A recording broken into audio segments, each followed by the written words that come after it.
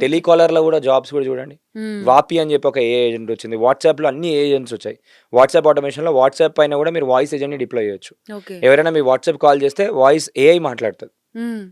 AI మాట్లాడుతుంది. ఇప్పుడు మనకి గూగుల్లో వాయిస్ అసిస్టెంట్ కానీ దాంట్లో ఎట్లయితే మాట్లాడుతుందో సేమ్ దీంట్లో వాట్సాప్లో కూడా మనకి ఏఐ వచ్చింది. ఓకే. అంటే ఇమాజిన్ చేసుకోండి, ఎవరైనా సాంగ్స్ అయినా, డాన్సర్స్ అయినా, కోచెస్ అయినా, ట్రైనర్స్ ఎవ్రీథింగ్ ఈస్ అయినా going to replace by everything AI. Is going to be replaced.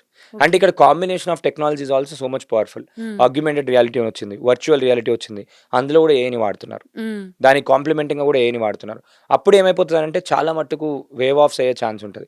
ఇప్పుడు రైట్ టైం ఏంటి అంటే వేవ్ ఆఫ్స్ అయినా కూడా హ్మ్. మనకి బిజినెస్ ఆపర్చునిటీస్ ఇంకెక్కువ డెవలప్ అవుతున్నాయి. ఓకే. ఎకనామీ ఇంకెక్కువ బూమ్ అయ్యే ఛాన్స్ ఉంది. హ్మ్. అందుకే మీరు చూడండి, గవర్నమెంట్ ఎప్పుడు తొందర డిసిషన్స్ తీసుకోదు హ్మ్. కరిక్యులంలో అట్లా ఇట్లా.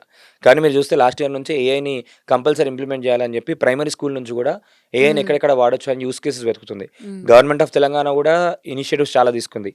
ఇండియా ఏఐ మిషన్ అని ఉంది. ఇండియా ఏఐ మిషన్ కూడా ప్రతి డిపార్ట్మెంట్లో ఏమేమి ప్రాబ్లమ్స్ ఉన్నాయి, ఏఐతోని ఎవరెవరు సాల్వ్ చేయగలుగుతారు, దానికి కావాల్సిన ఫండింగ్, దానికి కావాల్సిన గ్రాంట్స్ కూడా ఇస్తుంది. హ్మ్. అంతే గవర్నమెంట్ ప్రిడిక్ట్ చేసి ముందే ఇంతగానం క్విక్గా చేస్తుంది అంటే మీరు ఇమాజిన్ చేసుకోవచ్చు సిచ్యువేషన్ ఎంత క్రిటికల్ ఉంది క్రిటికల్ అని అయిపోయింది. చెప్పి. సో ఇప్పుడు మనం ఇక్కడ చూసుకోవాలి, పానిక్ అవ్వాల్సిన సిచ్యువేషన్ ఉందా అంటే కంపల్సరీ ఉంది.